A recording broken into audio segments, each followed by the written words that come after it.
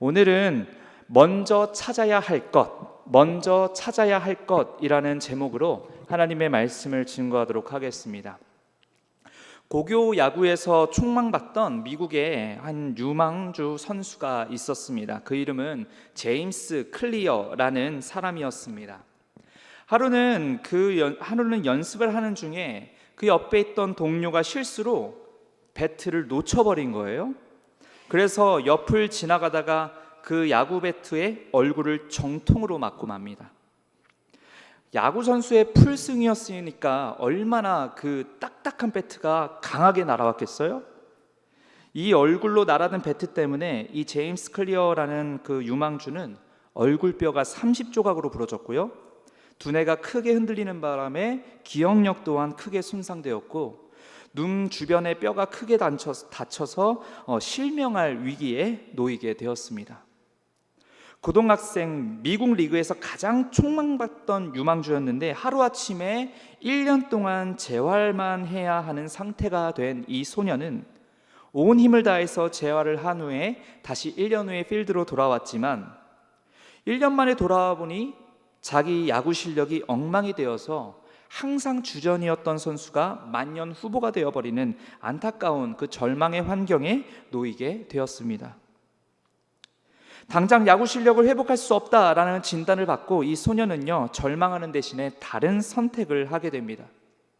그는 자신의 무능력과 실패에 침수되어서 자기 연민으로 하루하루 시간을 보내기보다는 할 수 있는 쉬운 것들을 찾기 시작했습니다. 매일 밤 잠자리에 일찍 드는 일, 혹은 자기 방을 매일 깨끗이 치우는 수준의 아주 작은 행동들 있지 않습니까? 그는 이런 작은 습관들을 통해서 자기 스스로 성취감과 자신감을 얻었고, 이 작은 습관들 하나하나가 늘어가면서 자신의 삶에 대한 통제력을 회복하기 시작합니다. 그래서 결국에는 대학 시절에 다시 대학 야구 리그의 그 MVP 명단에 자신의 이름을 새겨넣는 그런 영예를 안게 됩니다. 이 제임스 클리어라는 사람은요, 현재 야구 선수가 아니라 미국 최고의 자기개발 전문 멘토이고, 이 제임스 클리어와 함께 작은 습관들을 늘려가며 자신의 삶의 통제력과 변화를 만들어가는 청년이 매년 50만 명이라고 합니다. 이 사람은 뉴욕타임즈의 최고의 작가이기도 하고, 그가 쓴 책 아주 작은 습관의 힘이라는 책은 미국뿐만 아니라 전 세계의 베스트셀러가 되었습니다. 생각해 보시죠.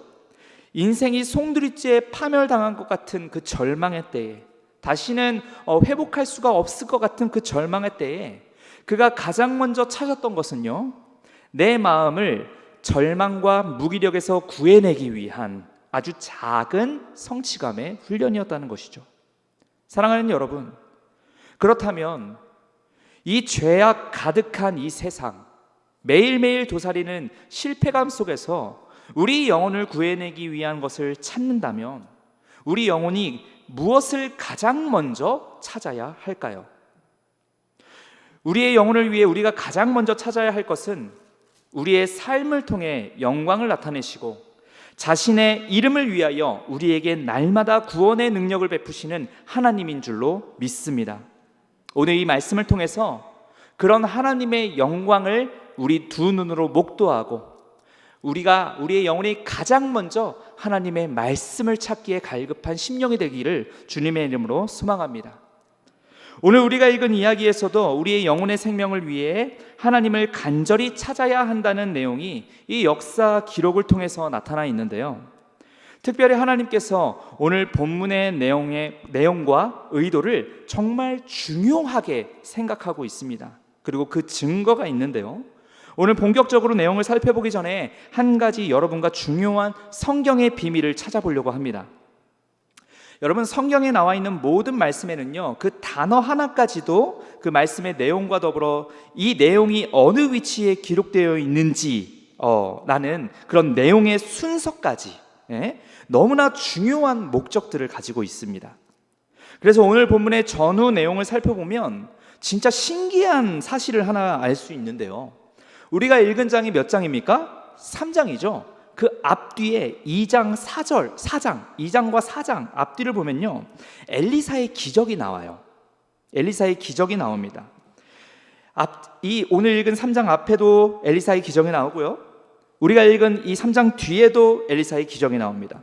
그런데 그 엘리사의 기적 이야기 사이에 갑자기 대뜸 오늘 이스라엘 전쟁 이야기가 있다는 거예요. 우리가 임진왜란 역사에 대해서 쭉 나열하는 그런 프로그램을 보고 있는 와중에 갑자기 중간에 백종원의 골목식당이 나오는 겁니다. 지금 그것처럼 약간 생뚱맞는 그런 상황이라고도 할 수가 있죠. 그렇다면 여러분, 뭔가 이상하지 않겠습니까? 쭉쭉 가다가 갑자기 중요한 구간에 전혀 생뚱맞은 배경과 등장인물들이 나오면 여러분 어떻겠습니까? 더 집중해서 바라보게 되지 않겠습니까? 이렇게 한 의도를 찾지 않겠어요? 오늘 본문에서도 엘리사의 기적에 대해서 쭉 나오는 이 2장, 3장, 4장 쭉 나오는 와중에 3장에 갑자기 오늘 이스라엘 전쟁에 대한 이야기가 등장하는 것입니다. 이것에는 아주 중요한 의도가 있다는 것이죠. 앞뒷장 엘리사의 기적의 내용에는 공통점이 하나가 있거든요. 2장, 4장 다른 기사이지만 공통점이 하나가 있어요. 그것은 생명을 불어넣는 기적이라는 거예요. 엘리사가 2장에서 4장에서 나타낸 기적은 생명을 불어넣는 기적이라는 것입니다. 앞장에서는 한 성읍에 들어가서 더러운 물에 소금을 던지니까 깨끗한 물로 변해서 사람들이 그 물을 먹고 살 수 있게 되었습니다. 성읍에 생명이 불어넣어졌어요. 그리고 뒷장 4장에서는요, 엘리사가 죽었던 한 소년을 기적적으로 살린 사건이 나옵니다. 이런 양쪽의 기적을 통해서 나타내시는 게 뭡니까? 하나님의 능력이죠. 생명이 하나님께 달렸다라는 하나님의 주권을 나타내는 의도가 있다는 것이죠. 그리고 그 절대적 주권에 대한 내용 사이에 오늘 하나의 이야기가 있다는 것입니다. 그것은 바로 이스라엘 민족에게 생명을 주시는 하나님의 능력을 나타내는 이야기입니다. 이것은 마치 샌드위치의 핵심이 위아래의 빵이 아니라 그 사이의 내용물인 것처럼 풍성한 영적 내용물이 이 3장에 들어있는 거예요. 오늘 우리는 이 내용물에 담긴 구원의 비밀을 함께 살펴보기를 원합니다. 오늘 본문은요, 열왕기입니다. 열왕기. 이스라엘의 왕조실록과 또 이스라엘의 역사를 담은 열왕기예요. 세상 역사를 살펴보면 어느 민족이 어느 민족을 다스리고 또 어느 민족은 어느 민족에게 지배를 받는 그런 통치 집단으로 세월이 흘러왔습니다. 역사적으로 많은 왕이 자신의 나라를 위대하게 했고 또 많은 어리석은 왕들이 자신의 나라를 파멸로 가져갔습니다. 우리나라로 말할 것 같으면 조선의 4대 왕이죠. 세종대왕은 학문과 과학, 국방에 이르기까지 전방위에 걸쳐서 조선의 국력을 한층 끌어올렸습니다. 근데 반대로요, 임진왜란 때 임금이었던 인조는요, 반드시 한양을 지키겠다라고 말한 것과는 반대로 자기 혼자 살겠다고 백성을 버리고 명나라로 피신했습니다. 그래서 많은 백성들을 죽음의 길로 몰았고 우리 조선의 대부분의 땅이 회생이 불가능한 땅으로 변하게 되었었습니다. 이렇게 이 세상에서는 통치자의 역할이 굉장히 중요합니다. 왜냐하면 실제로 그 백성들과 나라의 생명이 걸려있기 때문이죠. 나라와 그 백성들의 운명이 그들의 통치자에게 있는 것입니다. 이 중요한 원리는요, 오늘 본문의 배경인 고대 금동지방에서도 마찬가지였습니다. 오늘 사건에서는 나라의 운명을 쥐고 있는 두 사람이 나오는데요, 북이스라엘 여호람 왕과 남유다의 여호사밧 왕입니다. 이 두 왕이 통치하던 이스라엘은 원래 하나님의 축복을 인해서 가나안 근동지방의 절대적인 강국으로 자리매김했었습니다. 애굽에서의 탈출로부터 시작하여 40년이나 광야 생활을 했던 그들이 가나안에 내놓으라 하는 모든 나라를 정복할 수 있었던 것은 전적으로 하나님이 이스라엘을 위해서 싸우셨기 때문이었습니다. 우리 여호수아 23장 10절 말씀이 이것을 증거하는데요, 한번 읽어보겠습니다. 시작. 한 사람이 1000명을 쫓으리니 이는 너희를 위하여 싸우심이라. 아멘. 하나님을 가까이 할 때에 하나님이 이스라엘을 위해서 싸우셨습니다. 그러므로 하나님의 승리를 이스라엘에게 주신 것이었습니다. 그리고 이 말씀에는 조건이 있었어요. 하나님을 가까이 하는 것이었습니다. 이스라엘이 하나님을 가까이 했을 때 하나님께서 이렇게 승리를 주셨다는 것이죠. 그리고 나서 다윗이라는 통치자가 그렇게 하나님을 가까이 했을 때 이스라엘 백성들 모두가 각성하여 하나님을 함께 경외하였었다는 것이죠. 그러므로 실제적으로 나타낸 복들도 있었어요. 모든 이방 나라들을 무찔렀고요, 남아있는 몇몇 나라에게는 매년 꼬박꼬박 조공까지 받으며 더욱 강하고 부유하게 성장했던 게 이스라엘이었다는 것이죠. 그 속국 중에, 조공을 꼬박꼬박 바쳤던 속국 중에 오늘 등장하는 모압 족속이 있었다는 것입니다. 이 모압 족속이 이스라엘에게 매해 바치던 조공은 어마어마했습니다. 새끼양 10만 마리의 털과 수장 10만 마리의 털, 토탈 20만 마리의 털이라는 어마어마한 털 파티가 열렸다는 것이죠. 어마어마한 양의 모직을 조공으로 매년 이스라엘에게 바치게 됩니다. 근데 여러분, 이 털이요 얼마나 중요하냐면, 이때 근동지방에서 이 양털이요 무역 물품 중에서도 최상위급으로 취급을 받았던 거예요. 그렇게 최상위급 무역 물품으로 취급되었던 까닭에 이스라엘은 더욱 부유해졌고, 군사력뿐만 아니라 경제나 무역의 영역까지에서도 다른 나라들보다 우위를 점할 수 있었다는 것입니다. 이 모든 것이 다 어떻게 가능하게 된 것입니까? 하나님을 가까이 했을 때 주어진 이스라엘의 축복이었다는 사실입니다. 그러나 세월이 흘러서 하나님을 가까이 하지 못하고 죄 앞에 무너진 이스라엘의 통치자들이 하나하나 등장하기 시작합니다. 다윗의 순종은 그 이후의 왕들에게는 찾아볼 수가 없었습니다. 이스라엘 나라는 죄로 오염이 되어서 나라가 둘로 쪼개지게 되었고, 국방력은 쇠퇴해져 갔으며 하나님이 주신 형통은 점점 사라지게 되었습니다. 그러한 결과가요 오늘 우리가 읽은 본문 시작에 나타납니다. 5절을 한번 읽어보도록 하겠습니다. 시작. 죽은 후에 모압 왕이 이스라엘 왕을 배반한지라. 아멘. 그렇게 하나님의 은혜로 주변 나라들에게 조공까지 받았던 그런 이스라엘, 근데 5절을 읽어보니까 그 모압 왕이 이스라엘을 배신한 사건으로 오늘 이야기가 시작되는 것입니다. 하나님의 능력이 시간이 지나서 쇠약해진 것일까요? 아닙니다. 다윗과 솔로몬 이후에 하나님을 주인으로 믿고 섬기는 이들이 사라지기 시작했기 때문이었습니다. 모압의 배신은 단순히 역사적인 전개에서 그치는 것이 아니라 하나님이 이스라엘을 향한 주신 경고였다는 것이죠.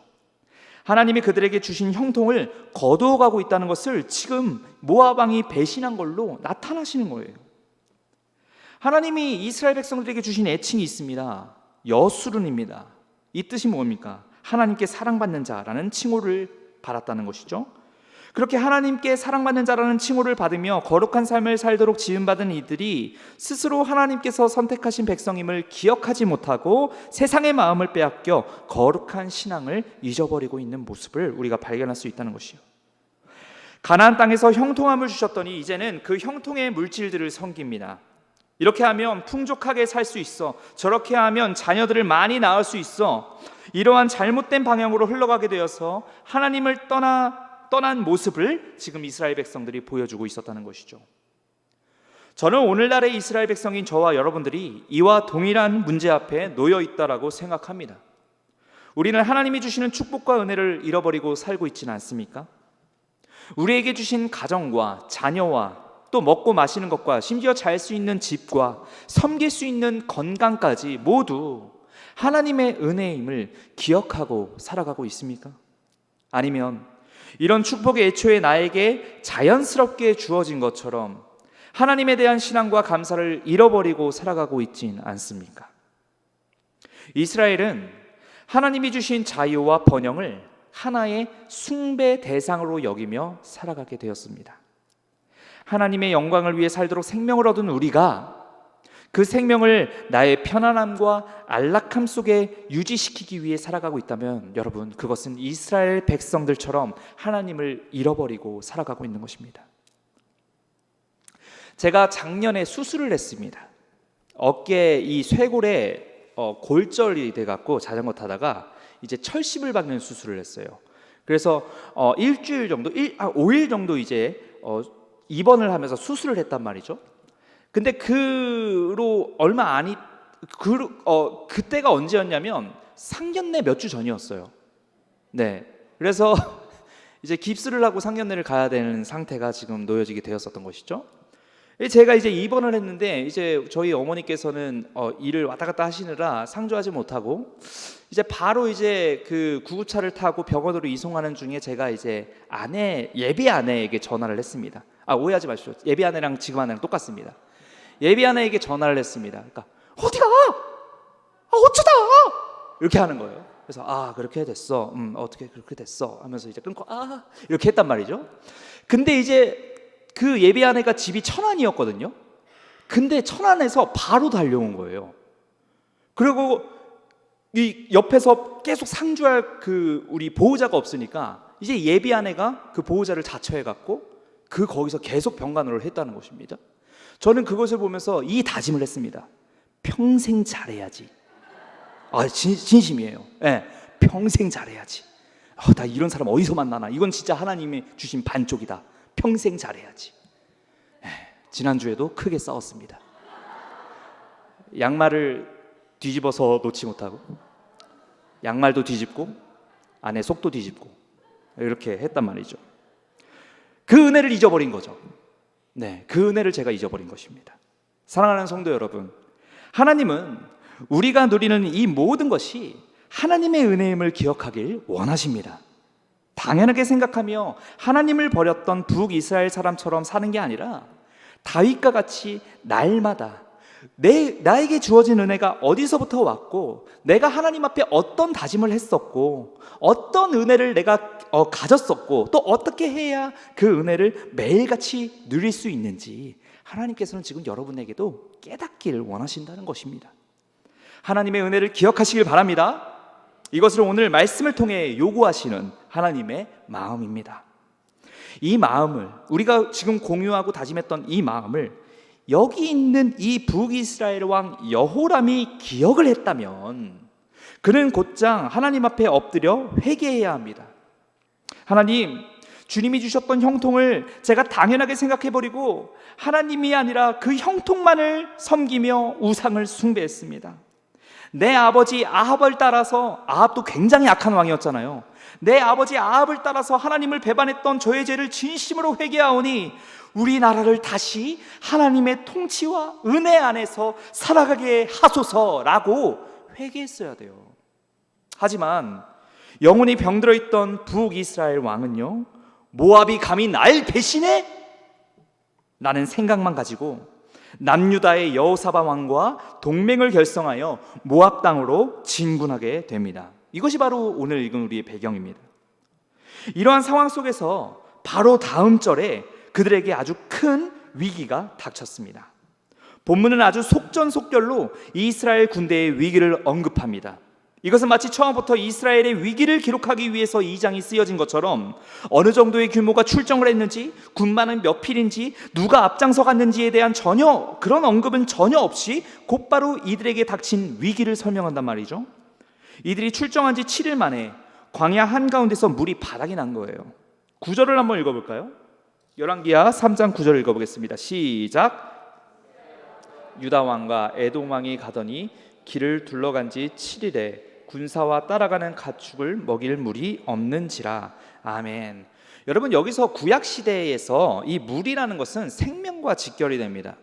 그래서 군동지방에서는 우물을 쟁탈하기 위해서 부족 간의 전쟁도 굉장히 많았고요. 이스라엘을 심판하실 때에 여러 번 이 가뭄으로 이스라엘의 백성들의 생명을 좌지우지하시기도 했습니다. 오늘 이야기에서도요, 하나님은 물의 고갈을 통해서 이스라엘에게 닥친 생명의 위협을 나타내십니다. 위험을 나타내십니다. 이들이 모압을 칠 때에 진군하던 길은 광야였습니다. 그런데 그 길이 얼마나 험난한지 7일이나 걸어가야 했다는 것이죠. 여러분, 광야가 어떤 길입니까? 물에 근원도 없고 메마르고 척박한 땅, 사람이 도저히 살 수 없는 땅이 바로 광야 아니겠습니까? 가축들도 군사들도 심지어 자기 자신의 목숨조차도 잃어버릴 위기에 처해 있었다는 것입니다. 입술은 바짝 말라 있었고요, 군사들의 눈빛에는 초점을 잃어가고 있었고요, 몇 명의 군사들은 심지어 자신을 원망하는 눈으로 째려보고 있다는 것이죠. 이대로 모압 땅에 도착한들 그들과 싸워 이기기엔 힘들어 보입니다. 자기들 손으로 잃어버린 형통을 찾고자 떠났던 그 이스라엘 백성들이 이제는 자신들의 목숨마저도 지키기 힘든 상황에 놓여져 있습니다. 아둥바둥 발버둥 치고 살아도 하나님 없이는 해결할 수 있는 게 아무것도 없는 이 세상의 질서들을 이 성경이 이들의 모습을 통해서 다시 한번 저와 여러분들에게 강조하고 있는 것이죠. 근데 이스라엘의 위기는 이것뿐만이 아닙니다. 이스라엘 주변에는요, 모압 말고도 이스라엘을 위협하는 이방 민족들의 위협이 여전히 도사리고 있었거든요. 블레셋도 그렇고요, 아람 군대도 그랬고요, 또 아모리 족속도 그랬고요, 여러 이방 나라들이 이스라엘 나라를 위협하고 있었다는 것이죠. 그래서 여기서 병사들이나 가축들이나 모두 이 광야에서 전멸하게 된다면 왕이 죽은 틈을 타서 총공세가 들어올 수 있었다는 것입니다. 군사나 가축들이 이곳에서 모두 떼죽음을 당해버리면 그런 이방 나라들의 공격에 손쓸 방법이 없었다는 것이죠. 남유다나 북이스라엘이나 근동지방에서 멸절당할 위기에 놓여있다는 것입니다. 이 백성들의 운명을 이끌어야 할 두 통치자들의 어깨가 더욱 무거워집니다. 이런 인생의 가장 괴로운 위기 앞에서 이들이 할 수 있는 행동은 무엇이었을까요? 여기서부터 성경이 말하고자 하는 핵심 가치가 전해집니다. 이 위기의 상황 속에서 두 사람은, 즉 여호람, 북이스라엘 여호람과 남유다 여호사밧은 각기 다른 행위를 보여주고 있습니다. 오늘 말씀은요, 의도적으로 이 두 사람의 행동의 차이를 연달아서 보여줌으로써 마치 비교하는 것처럼 보여주고 있거든요. 이런 비교를 통해서 우리가 인생의 위기 앞에서 어떤 선택을 해야 하는지를 분명하게 저와 여러분들에게 알려주고 있다는 것입니다. 그렇다면 먼저 우리는 북이스라엘 여호람의 행동을 살펴보겠습니다. 아합의 아들 북이스라엘 여호람 왕은요, 이 상황에서 10절에 이렇게 이야기를 합니다. 10절을 한번 읽어보겠습니다. 시작. 슬프다. 여호와께서 이 세 왕을 불러 모아 모압의 손에 넘기려 하시는도다 하니. 아멘. 여호람에 대해서 다룰 게 많이 없습니다. 심지어 글쓴이는요, 고의적으로 여호람이라는 이름을 빼놓고 이스라엘 왕이라고 표현을 하고 있습니다. 이것은 다윗 앞에 서 있던 골리앗의 이름을 빼고 블레셋 사람이라고 기록한 것과 같습니다. 아담에게 선악과를 제공한 하와의 이름을 빼고 여자라고 기록한 것과 같습니다. 수요예배 우리 서정모 목사님께서도 말씀하셨지만 미갈이라고 안 하고 사울의 딸이라고 말한 것과 같습니다. 여기 북이스라엘 여호람 왕은요, 이름을 언급할 가치도 없을 정도로 하나님 앞에 무시당하고 있는 것입니다. 동맹군을 통솔하던 북이스라엘 여호람 왕은요, 하나님께서 자기들을 광야로 불러 모아 모압 사람들의 손에 넘겨주려 하신다라고 불평을 하고 있죠. 누가 넘겨주려 하신다고 말합니까 지금? 여러분, 누가 저 혼자 광야에 있는 기분이에요? 여러분, 누가 남겨주신다고 얘기하는 거예요? 여호와. 지금 여호와께서 하나님께서 넘기신다라고 지금 여호람이 이야기를 하죠. 이것이 무엇을 얘기합니까? 여호람도요, 자신의 생과 죽음이 하나님께 있다는 것을 아는 거예요. 그런데 여러분, 웃기죠? 자신의 생과 죽음이 하나님께 있다는 걸 아는 그 여호람이 물이 말라 죽음 직전에 놓였을 때 정작 생명의 주인 되시는 하나님께 도움을 구하지 않고 자신의 마음을 여호와께 돌이키려 하지도 않고 끝까지 자신이 생각하고자 하는 대로, 자신이 원하는 대로 불평을 늘어놓으며 시간을 허비하고 있는 모습을 볼 수가 있습니다. 이것이 말씀을 떠난 죄인들의 불쌍한 삶입니다. 인생의 고통을 그들도 분명히 알아요. 인생의 연약함을 그들도 분명히 알아요. 여호와의 존재조차도 알아요. 그런데 그 죄라는 것이 점점 더 인간들로 하여금 주인 되신 하나님께 나아갈 의지를 잃어버리게 만드는 것입니다. 그리고 그 입술에는 하나님에 대한 돌이킴도 경외심도 보이지 않습니다. 다만 사탄이 이끄는 대로 불평하다가 광야에서 말라 죽게 되는 결말로 가고 있음을 이 말씀을 통해서 우리가 짐작할 수가 있다는 것이죠. 왜 그렇습니까? 여호람은 왜 이렇게 됐습니까? 죄가 여호람의 영혼을 어둡게 만들었기 때문입니다. 아버지 아합 왕으로부터 이어진 그 신앙의 상태가 굉장히 어두운 거예요. 그래서 오늘 3장 말씀 저 뒤에 보면요, 이 여호람이 자기가 다스리는 이 사마리아 성이 아람 군대에 포위당할 때가 있거든요. 그때 백성들이 자신의 자식들을 잡아먹을 정도로 최악의 저주 상태가 내려지게 되는 사건이 있습니다. 그런데 그 상황에서도 여호람은요, 자기의 죄를 회개할 생각을 안 합니다. 그러기는커녕 하나님의 선지자인 엘리사를 잡아 죽이려고 합니다. 하나님을 경외하는 법을 다 잊어버리고 말았습니다. 자신의 생명을 살 길을 잃어버리고 말았다는 것이죠. 사실 이로 보아서 이스라엘 백성들 앞에 놓인 가장 큰 위기는요, 물이 없는 것도 아니었습니다. 군대 수가 모자른 것도 아닙니다. 이들 앞에 놓은 가장 큰 위기는 이 불쌍한 여호람의 삶과 같이 여호와 하나님을 따르는 신앙을 잃어버리게 된 것이었습니다. 영적인 장님이 된 것이죠. 그리고 이것이 오늘날 이스라엘 백성들과 똑같은 실수를 저지르고 있는 이 시대의 영혼들의 가장 심각한 문제라는 사실을 기억해야 합니다. 영혼이 행복을 잃어버리고 문제투성이인 그 삶 앞에서도 오직 하나님을 가까이 함으로 해결할 수 있는데도 불구하고 오히려 세상의 것을 더 가져야만 해결할 수 있다라고 착각하며 살아가고 있는 게 이 땅의 사람들의 이야기입니다. 내 영혼이 조금 안락해야 문제가 해결될 수 있을 거라고 착각하며 살아가고 있습니다. 이것이 이 세상이 끊임없이 주입하고 있는 엉터리 해결책이라는 것이죠. 죄로 덮인 인간의 무지한 모습이라는 것이죠. 우리 안에 있는 죄는 그것이 아주 조그만 죄일지라도 하나님을 잃어버리게 만듭니다. 구하면 반드시 응답하시는 하나님이 우리와 함께 하시는데도 그 함께 하시는 하나님을 보지 못하게 만드는 게 바로 이 죄라는 것입니다. 이 여호람 왕이 그런 모습을 대표해서 보여주고 있는 것이죠. 그리고 성경의 시선은 그 다음 전혀 다른 반응을 보인 유다의 왕 여호사밧을 향하고 있습니다. 그 다음 11절을 한번 읽어보겠습니다. 시작. 우리가 여호와께 물을 만한 여호와의 선지자가 여기 없느냐 하시는지라. 아멘. 10절과 굉장히 다르죠. 네, 앞부분만 읽겠습니다. 10절과 굉장히 다르죠. 10절에는 이름도 없이 이스라엘 왕이라고 이야기하지만 여기 11절에서는 여호사밧이 이르되라고 시작을 합니다. 이미 이 인물에 대한 평가의 차이가 확연하게 나타나고 있습니다. 그리고 그 뒤에 그 차이가 다시 한번 나타납니다. 이 위기의 때에 여호사밧은요, 먼저 하나님을 찾고 있습니다. 여호와의 선지자가 여기 없느냐? 여러분, 당시에는 아시다시피 하나님의 말씀이 선지자를 통해서 선포되었지 않습니까? 하나님의 말씀이 여기 없느냐라고 말하는 것과 같습니다. 이 위기의 때에 하나님의 주권을 인정하고 하나님을 간절히 찾는 자, 오늘 이야기는 이 예배자를 주목하여 조명해주고 있는 것입니다.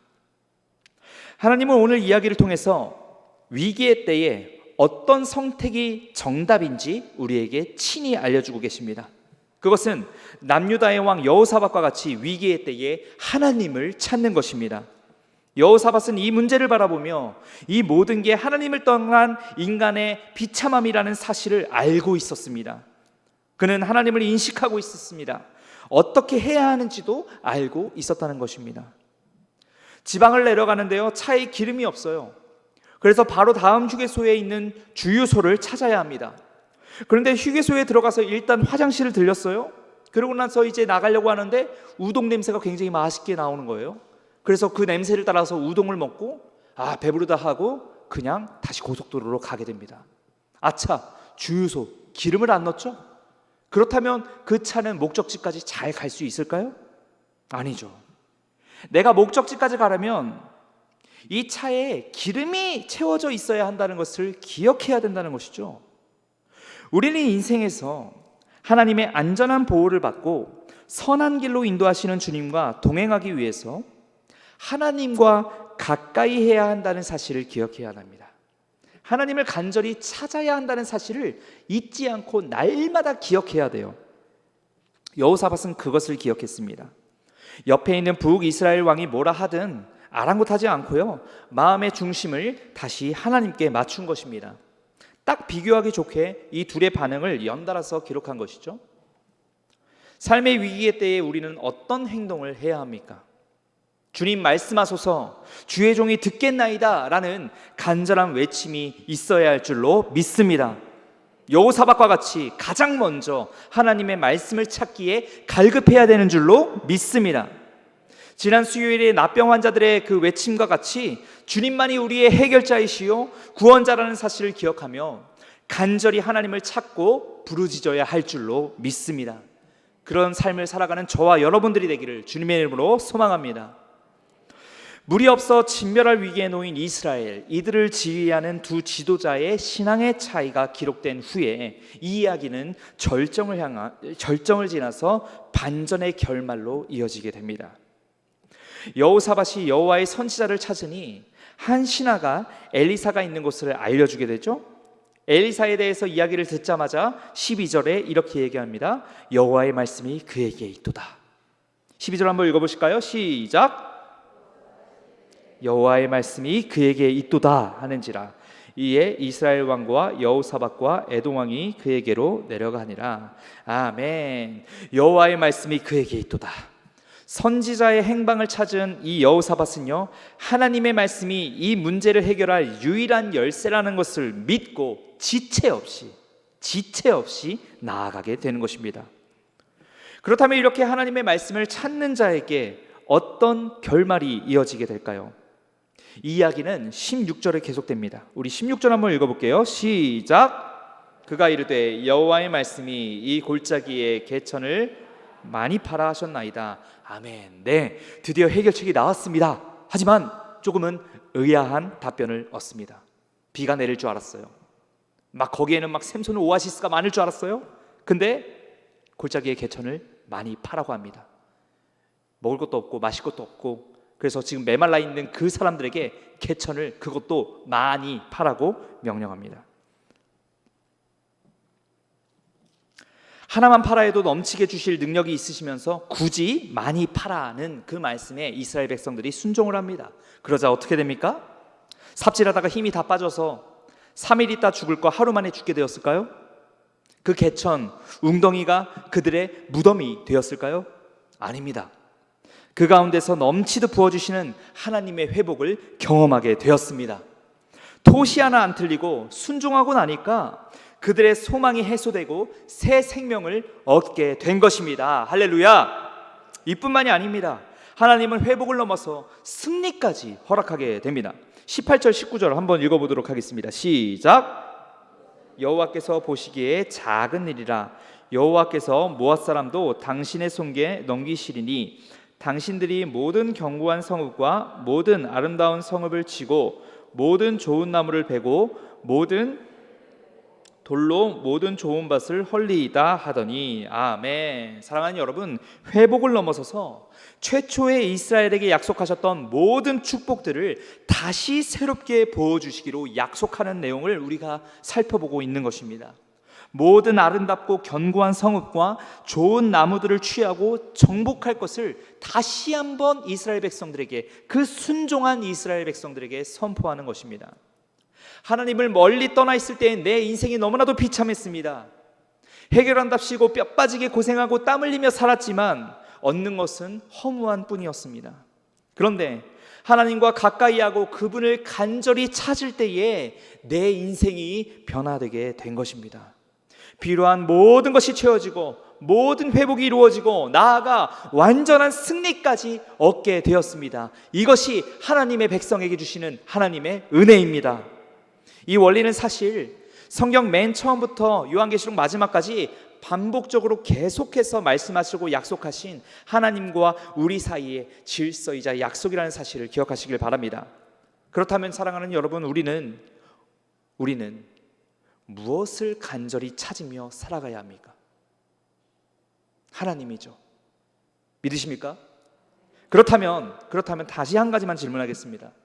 오늘 여러분은 무엇을 바라보며 살아가셨습니까? 오늘 말씀을 통해 우리에게 요구하시는 것은 하나입니다. 내가 유일한 해결책이라는 것을, 하나님이 유일한 해결책이라는 것을 믿는 것입니다. 하나님이 유일한 도움이시고 하나님이 유일한 방패라는 사실을 기억하고 믿는 것입니다. 그리고 하나님께 간절히 부르짖는 것입니다. 그럴 때 하나님께서 우리에게 말씀하시고 우리에게 새 능력과 힘을 주실 것입니다. 사랑하는 여러분, 죽음 앞에 놓인 이스라엘을 살리는 능력은요, 군대를 많이 두어서 안전을 도모하는 것에 있지 않았습니다. 굶어 죽지 않게 지갑에 돈을 많이 저장해 두는 것에 있지 않았습니다. 큰 문제 앞에 놓여 있을 때에 잘 뻗어나가기 위해서 여러 인맥과 스펙을 쌓아두는 것에 있지 않았습니다. 눈을 들어 주님을 바라보고 그 말씀에 순종하는 믿음이 이 이스라엘 백성들을 살린 것이었습니다. 전적으로 하나님을 의지하셔서 지금 여러분 앞에 놓인 문제 가운데에 해결을 얻으시길 축복합니다. 나아가서 여러분의 삶 가운데에 그 순종의 웅덩이에 날마다 은혜를 체험받으며 사시기를 축복합니다. 우리는 먼저 하나님을 찾아야 됩니다. 언제요? 우리 인생의 위기의 때에. 우리는 먼저 하나님을 찾아야 합니다. 언제요? 우리 힘으로는 아무것도 할 수 없을 것 같은 때예요. 하나님을 먼저 찾을 때에 하나님이 반드시 살 길을 열어주실 줄로 믿습니다. 하나님을 먼저 찾을 때에 우리가 한숨만 내뱉어도 모든 것들을 아시는 하나님께서 우리의 필요와 우리의 모든 생명의 길을 열어주실 줄로 믿습니다. 하나님을 먼저 찾을 때에 하나님이 반드시 나를 위해서 싸우시고 하나님이 얻으신 승리를 나의 승리로 해주실 것을 믿습니다. 문제 앞에서 여호사밧과 같이 하나님의 임재를 갈망하며 간절히 하나님을 찾으십시오. 문제보다 크신 하나님이 여러분 대신 싸우실 것이고 여러분들에게 자신의 승리를 전가해 주실 것입니다. 그렇게 날마다 하나님을 찾고 또 하나님의 승리를 누리며 살아갈 수 있는 저와 여러분들이 되기를 주님의 이름으로 소망합니다.